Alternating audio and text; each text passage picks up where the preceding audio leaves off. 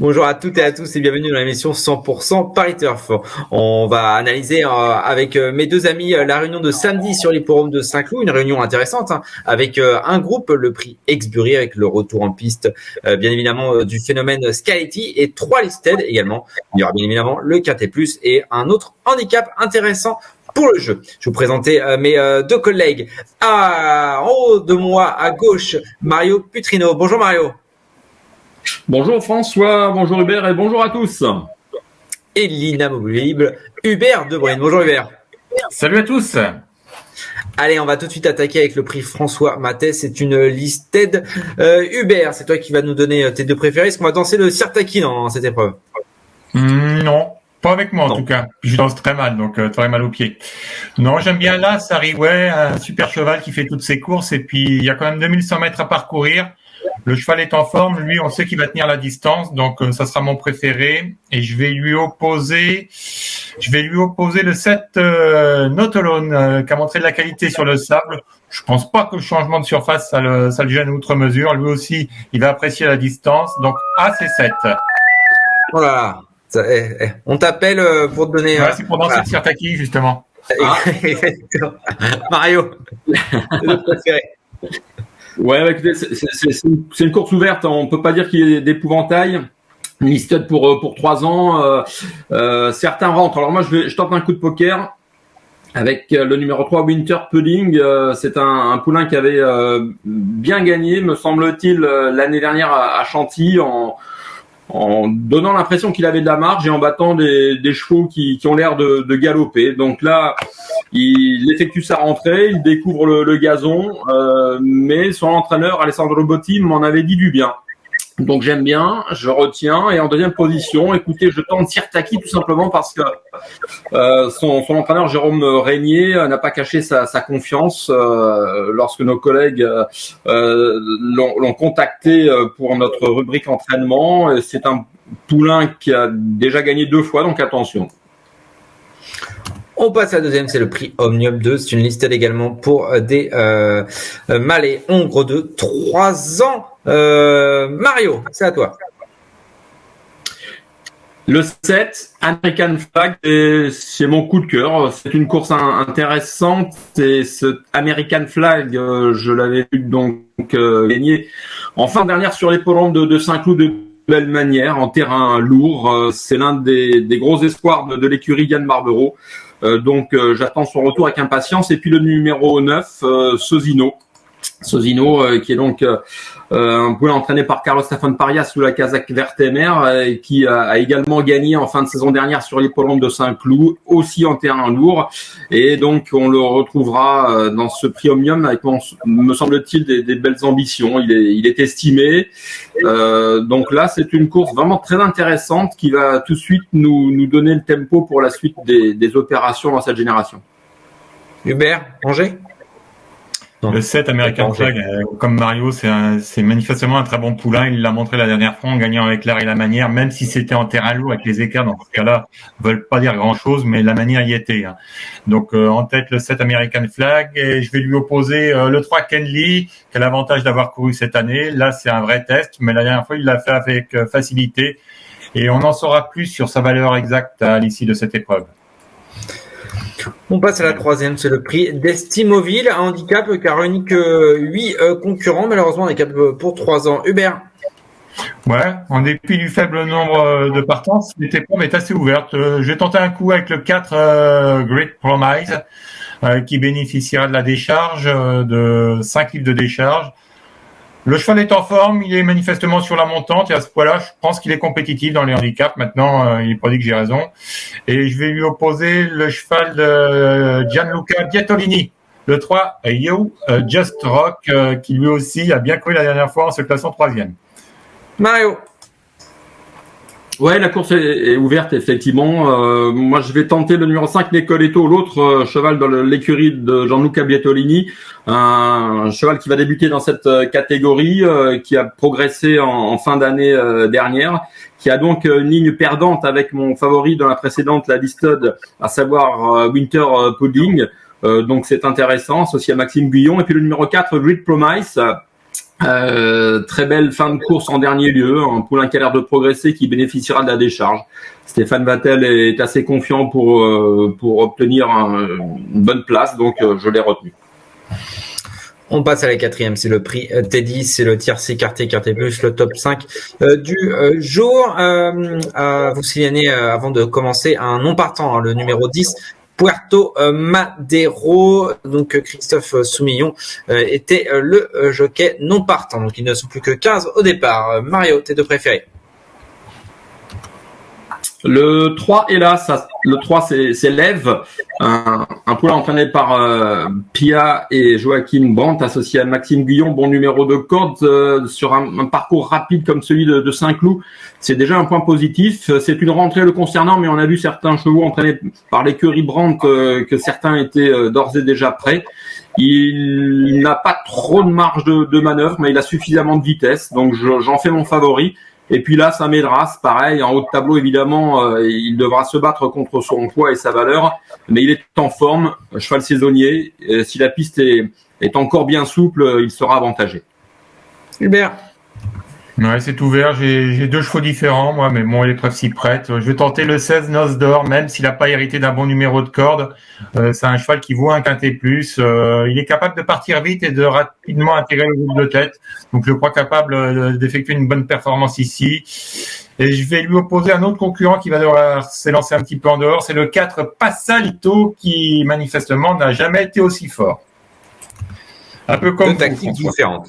Exactement. Et on va passer au prix Exbury, le groupe 3, donc le temps fort de cette réunion, avec le retour en piste de Scaletti. Scaletti, 3e de cette course l'an dernier, et lauréat en 2021, si je me trompe pas. Enfin, je crois que je me trompe pas d'ailleurs. Mario. Ouais, tout à fait. Oui, c'est l'attraction de la course, évidemment. On se doit de le mettre en tête, même s'il ne sera évidemment pas à 100%. Mais en tout cas, Jérôme Régnier le prépare souvent en début de saison, profitant des terrains assouplis. Donc, même si on n'a pas vu trop d'eau ces derniers mois en région parisienne, les pistes sont tout de même suffisamment assouplies. Donc, Scaletti, c'est le cheval de classe. Bon, maintenant, il a 8 ans. Il va falloir qu'il confirme au fil des ans, mais il est en valeur intrinsèque meilleur que tout le monde. Et puis, il faut surtout aller chercher son opposant. Ce sera pour moi le numéro 6, Kertez. Irréprochable l'année dernière. Il s'était donc baladé à chaque reprise lorsqu'il s'était imposé, lorsqu'il avait repris la compétition sur l'hippodrome de Saint-Cloud, alignant 3 succès de rang. Donc, sa position me semble-t-il directe à Scaletti. Hubert. J'ai les deux mêmes que Mario, mais dans l'ordre différent. Dans un ordre là, il a tenté. Ouais, ça, faut tenter un peu dans la vie, sinon on s'embête, et je reste poli. Donc le 6 Kertez, qui a jamais déçu, je crois, sur les plombs de Saint-Cloud, ce cheval-là, je crois que son plus mauvais classement, c'est une 2e ou une 3e place. Et puis, évidemment, Scaletti, maintenant, il commence à vieillir. Scaletti, il a 8 ans. L'an dernier, il avait fait que 3e. Là, le terrain, il sera comment? Il sera souple, très souple, hein, pas plus, hein. Pas plus. Non. Ouais, pas plus. Très souple. Ouais. Ouais, très souple. Donc, ouais. Moi, j'aime bien Kertez. Je crois capable de damer le pion à Scaletti, le numéro 4. Et il faut bien tenter. On passe à la 6e épreuve. C'est le prix La Camargo. Une liste pour des femelles de 3 ans, 8 au départ. Victoire étrangère ou pas dans cette épreuve? C'est à qui la main? C'est à Mario. La main. Je vais la prendre. C'est vrai qu'il y a Evan Livrez qui peut gagner tout à fait. La visiteuse, bon, on peut hésiter. Moi, j'ai mis le 7, un Tom Starlight en tête. C'est la pouliche de Stéphane Vattel qui avait débuté de gagner l'année dernière à Saint-Cloud. Donc, pareil, j'étais présent. La piste était elle était vraiment venue gagner à l'issue d'une longue accélération. C'était vraiment assez plaisant. Alors Stéphane Vattel dit évidemment qu'elle ne sera pas particulièrement affûtée et que ses objectifs viendront au fil des semaines, mais je pense que c'est une pouliche prometteuse pour les groupes, je l'espère. Et évidemment, il faudra battre, donc vous le disiez, François, Ebony Braze, la visiteuse qui à Longchamp l'année dernière s'était placée 2e du prix d'Aumale. Donc à voir. Hubert. Bah là, sans tête, comme Mario et Evenly Brace, manifestement, c'est un choix logique. Sur la fois de sa dernière sortie, elle a montré qu'elle valait un groupe. Et je vais lui opposer la pensionnaire de Philippe Decou, le 2 Knock On, qui est en forme. Elle a gagné à 2 reprises. Là, elle passe un vrai test, mais elle a des moyens qui sortent de l'ordinaire et ça peut s'avérer concluant. On passe à la 7e arrondissement de catégorie handicap pour des 5 ans et plus, 2000 mètres à parcourir. Hubert. Ouais, course ouverte. Je vais tenter là Simcard pour sa régularité. Maintenant, je suis pas persuadé qu'il ait beaucoup de marge à cette valeur dans le handicap. Il l'a prouvé les dernières fois où il est souvent à l'arrivée, mais rarement gagnant. Donc quand même là Simcard, qui apparemment est une base assez solide dans cette épreuve.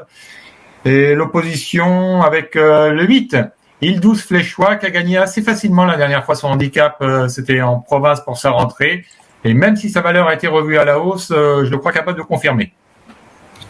Mario. Alors, j'ai un coup de cœur dans cette épreuve, c'est le 713, Il Vincitore. C'est un cheval qui, comme l'année dernière, a participé au meeting de Cagnes, donc il arrive avec conditions physiques avancées. Bon, il n'a pas trop brillé, mais sa valeur handicap s'est améliorée. Il a déjà bien couru à Saint-Cloud. Donc pour moi, dans ce lot-là, il a une première chance. Et puis je lui oppose l'As, Sircard, qui est un cheval honnête dans cette catégorie, assez régulier. Il lui manque la petite étincelle pour faire la différence, mais il est capable de finir dans les 3-4 premiers. Donc voilà pour cette course, le 13 et l'As. On passe à la 8e épreuve. C'est un handicap, toujours 2000 mètres. C'est la seconde épreuve. Mario. Oui. C'est l'épreuve effectivement. Donc là, c'est ouvert, comme tous les handicaps. C'est le 11 Believe You qui a retenu mon attention. C'est un cheval qu'on connaît bien dans cette catégorie. Alors souvent pris de vitesse, souvent assez loin du rang de course, et puis souvent très bon finisseur. Il gagne rarement, mais là Maxime Guyon est sur son dos, donc ça devrait aller. Et puis le numéro 13 Zarenix, j'attendais un petit peu mieux de sa part en dernier lieu. Il ne faut pas le condamner. L'écurie de Johan Bonnefoy est en forme, donc à ce poids-là, sur cette distance et dans cette catégorie, il peut également finir dans les 3-4 premiers. Hubert. Ouais, j'ai le même en tête, le 11 Believe You, qui me semble assez proche de sa course. La dernière fois, c'était bien. On sent le cheval sur la montante. Il devrait pas tarder à renouer avec le succès. Mais je vais lui opposer un autre concurrent, enfin une femelle qui est sur la montante également. C'est le 2 Parfaite Meryl, qui a bien couru la dernière fois, se classant 3e.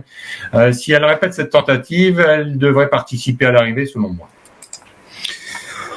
On passe à la 9e épreuve et dernière épreuve, c'est la deuxième épreuve du Quintet Plus. Deux non partants, vous savez, le 15 Sweet Diamiana et le 16 Twin Boy de pensionnaire de Christophe Plisson. Un écart de poids assez impressionnant dans cette épreuve.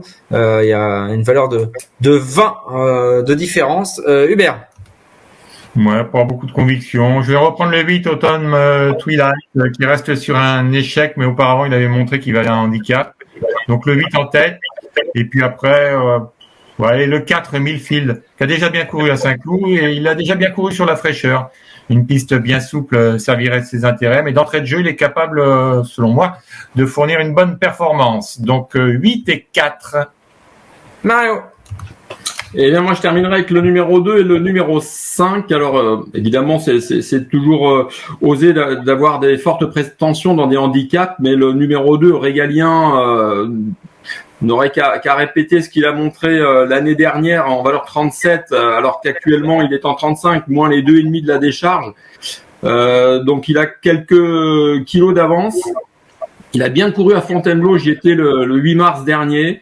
Donc une bonne course de rentrée, un handicap à sa portée, une bonne situation au poids, ça sent très bon je trouve. Et puis numéro 5 Afghani, un cheval qui a l'air de se retrouver, donc après une traversée du désert, il est capable de se réhabiliter dans cette deuxième épreuve de handicap. Donc le 2 et le 5. Parfait messieurs, on a analysé les 9 courses, on va passer à votre cheval de la Réunion. Mario. Bon voilà, je suis resté dans les handicaps, des courses toujours amusantes. Le 700 Vincitore, voilà, sur ce qu'il avait montré l'année dernière à pareille époque, en valeur 26, il a pour moi une bonne chance. Hubert, ton coup de cœur. Ouais, c'est assez ouvert. Alors bon, il y a des choix assez sûrs, comme le pensionnaire de Yann Barbero dans la deuxième course, mais on va tenter la spéculation avec dans le quintet le 16 Noce d'Or, qui m'a bien plu les 2 dernières fois. S'il ne fait pas trop les extérieurs, il a certainement la pointure d'un lot comme celui-ci. Donc le 416 Noce d'Or. Et bon, on va tenter le report avec vos 2 chevaux. Merci beaucoup. Merci à Laurent en régie. Et puis, on se retrouve dès demain pour un nouveau numéro de 100% Paris Turf. On ira du côté d'Auteuil. Bon jeu à tous. Au revoir. Bye bye. Merci à vous d'avoir suivi cette vidéo. Alors, pour vous abonner à notre chaîne YouTube, c'est ici. Et pour suivre encore plus de vidéos Paris Turf, c'est de ce côté.